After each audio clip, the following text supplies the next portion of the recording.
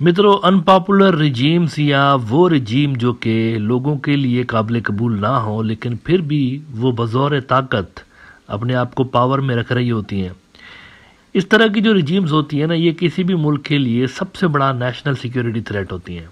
और उस मुल्क को किसी बाहर के दुश्मन की ज़रूरत नहीं होती, ये खुद ही काफ़ी होती हैं उस मुल्क को दबरदूस करने के लिए। अब बर्मा के अंदर उनकी जो मिलिट्री जनता है, मिलिट्री जनता इतनी ज़्यादा कोई पॉपुलर थी नहीं शुरू से लेकर। अगर आप देखें तो मिलिट्री जनता कोई ख़ास पॉपुलर इतनी ज़्यादा नहीं रही। एक ऐसा फेज़ ज़रूर आता रहा हिस्ट्री के अंदर जिसमें ये थोड़ा बहुत पॉपुलरिटी गेन कर लेते थे, लेकिन फिर ये डाउन हो जाते थे।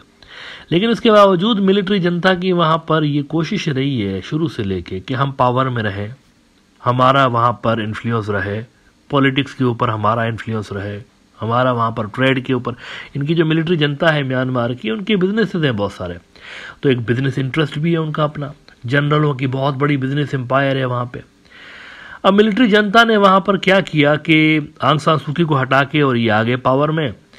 इनके पावर में आने के बाद वहाँ पर शदीद किस्म की रेजिस्टेंस से शुरू हुई है, सेपरेटिस्ट तंजीमें भी एक्टिव हो गई और दीगर भी जो प्रो डेमोक्रेसी फोर्सेस थी वो भी एक्टिव हो गई। इसके नतीजे में हुआ यह है कि मिलिट्री जनता को तकरीबन हर स्टेट के अंदर, म्यांमार की हर स्टेट के अंदर उनको लड़ाई का सामना करना पड़ रहा है उन फोर्सेस के साथ। बहुत सारी फोर्सेस जो हैं वो तो मिलके इनके ऊपर हमले कर रही हैं। लेकिन पिछले 48 घंटों के अंदर वहाँ पर एक बहुत बड़ी डेवलपमेंट ये हुई है कि इनकी एक शन स्टेट है जिसका बॉर्डर लगता है यूनान का जो प्रोविंस है चाइना का, उसके साथ। अब शन स्टेट के अंदर कोकन नाम का एक इलाका है, कोकन। इस कोकन इलाके के अंदर चीनी रहते हैं। है इलाका म्यांमार का, लेकिन उसके अंदर लोग चीनी रहते हैं, चाइनीज जबान बोलते हैं। और वहां पर जो करेंसी चल रही होती है वो युआन चलती है, म्यांमार की करेंसी नहीं चलती, वहां पर युआन चलता है वहां पे। और वहां पर बड़ी भारी भरकम किस्म की रेजिस्टेंस मूवमेंट्स हैं, अलहदगी पसंद तंजीमें वहां पर हैं।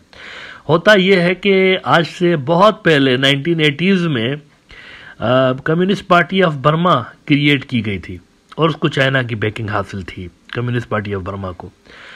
अब कम्युनिस्ट पार्टी ऑफ बर्मा की एक मिलिटेंट विंग थी, उसका नाम था Myanmar National Democratic Alliance army, MNDAA इसको कहते हैं।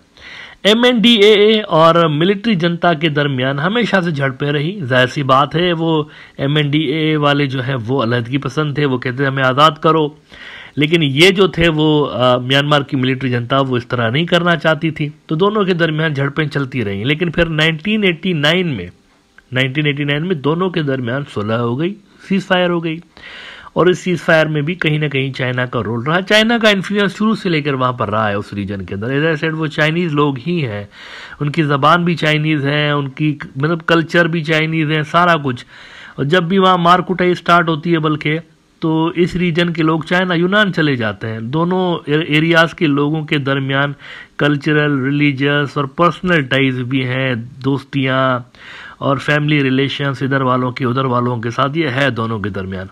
तो उधर चले जाते हैं जब भी कोई वहाँ पर इस तरह के ऑपरेशन तेज हो जाते हैं। तो चाइना ने इनके दरमियान एक सीज फायर का रोल प्ले करवाया था 1989 में। अब ये सीज फायर चलती रही और ये सीज फायर जो है 2009 तक चली। 1989 से 2009 20 साल तक सीज फायर रही। 2009 में मिलिट्री जनता की अगेन गलत पॉलिसीज़ के कारण ये सीज फायर टूट गई और तब से लेकर ये दोबारा लड़ना शुरू हो गए। लेकिन जब से मिलिट्री कू हुआ यहाँ पे, तो मिलिट्री जनता की ज़्यादातर जो फोकस उनका रहा, ज़्यादातर जो उनकी अटेंशन रही मुल्क के बाकी इलाकों में रही। तो इस वजह से इन्होंने एक गोल्डन अपॉर्चुनिटी देखी और इन्होंने अपने ऑपरेशंस तेज़ कर दिए MNDAA वालों ने। और उन्होंने पिछले कई महीनों से लेके ताबड़तोड़ हमले मिलिट्री जनता के ऊपर कोकन रीजन के अंदर कर दिए। अब कोकंग रीजन के अंदर जब हमले बढ़े हैं तो रिपोर्ट्स ये आ रही हैं कि अब पूरे के पूरे कोकंग रीजन से ही Myanmar National Democratic Alliance Army वाले जो बागी हैं उन्होंने मिलिट्री जनता को खदेड़ के बाहर निकाल दिया है और इलाका सारा का सारा कंट्रोल में लेके आज़ादी का ऐलान कर दिया। उन्होंने आज़ादी का ऐलान कर दिया है। नाउ चाइनीज़ जो हैं म्यांमार की मिलिट्री जनता को कहते रहते हैं कि भाई आप ज़रा इनको ठीक से डील करें, हमें नहीं चाहिए ये जो कोकंग का इलाका है, ये हमें नहीं चाहिए, ना ही चाइना का क्लेम है इसके ऊपर। लेकिन इसके बावजूद ये हो गया है और वहाँ पर इतनी बड़ी डेवलपमेंट हो गई है और उन्होंने आज़ादी का ऐलान कर दिया, सरेंडर कर दिया म्यांमार के मिलिट्री जनता ने ये पूरा इलाका। म्यांमार का बड़ा न्यूज़ आउटलेट है द इरावाड़ी, इन्होंने कल खबर लगाई है कि surrender of कोकांग command centre caps 4 days of losses for Myanmar जनता। और इसमें वो कहते हैं the Myanmar Janata suffered another significant defeat on Thursday with Luakai, the capital of the Kokang self-administered zone, falling into the hands of ethnic resistance group after a major military operations command surrendered to attacking rebel armies. Meanwhile, the Janata lost a number of other positions, including strategic base and more troops over the past 4 days as People's Defense Forces group and ethnic armed organizations stepped up attacks on regime targets across the country. अच्छा, ये मैं आपको बता दूं कि ये जब से खतरनाक ऑपरेशन 1027 लॉन्च किया है सेपरेटिस्टों ने, बहुत सारे सेपरेटिस्ट मिलकर लड़ रहे हैं और उन्होंने एक मुश्तरका ऑपरेशन लॉन्च किया हुआ मिलिट्री जनता के ऊपर, ऑपरेशन 1027 बोल के।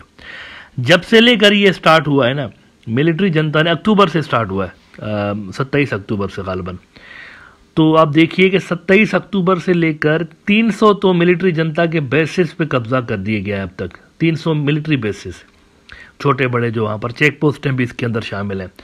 10 शहर इन्होंने अपने कब्जे में ले लिए, मतलब देहातों के अंदर तो इनकी सिग्निफिकेंट प्रेजेंस थी ही पहले से ही, ये जो रेजिस्टेंस ग्रुप्स हैं, लेकिन छोटे बड़े शहर भी ऐसे हैं, अर्बन सेंटर्स, जो कि 10 इन्होंने अपने कब्जे में ले लिए। और इम्पॉर्टेंट बात यह है कि जिस तरह से इंडिया म्यांमार बॉर्डर के इलाके में इन्होंने टारगेट किया हुआ है ना चिन स्टेट को, तो ये वहाँ पर इम्पॉर्टेंट ट्रेड रूट्स पे ये कब्जा करके बैठ रहे हैं। बिल्कुल वैसे ही म्यांमार चाइना ट्रेड रूट्स के ऊपर भी ये जो रेजिस्टेंस फोर्सेस हैं अलहदगी पसंद, ये वहाँ पर कब्जा कर रहे हैं और इम्पॉर्टेंट जो इलाके हैं वो अपने कब्जे में ले रहे हैं। लेकिन इंटरेस्टिंग बात यह है कि चाइना के इनके साथ बुरे टाइज नहीं है, अनलाइक इंडिया को जो डिसलाइक किया जाता है उसके पीछे वैसे इंडिया की अपनी गलतियां हैं। अब मिसाल के तौर पर अराकान आर्मी अगर उनको डिसलाइक करती है तो उसकी हिस्ट्री है। इन्होंने 1990s में धोखा दिया था, बहुत बड़ा धोखा, जब अराकान आर्मी, ये जो आप मौजूदा अराकान आर्मी देखते हैं ना, दिस इज अराकान आर्मी 2.0, ये दूसरा वर्जन है इसका। पहला वर्जन जबरदस्त हुआ था, इंडिया ने जबरदस्त करवाया था। इंडिया ने इनको धोखे से बुला के इनकी लीडरशिप को और सारों को बुला के और म्यांमार के हवाले कर दिया था। Would you believe that? इतना बड़ा इनके साथ धोखा हुआ था, इतनी ज्यादा चीटिंग इनके साथ हुई थी। तो historically they don't like India. वो कहते हैं ये धोखेबाज किस्म की एडमिनिस्ट्रेशन इनकी रही हैं, इन्होंने हमारे पुराने जो लीडर थे उन सबको जबरदस्त करवाया था।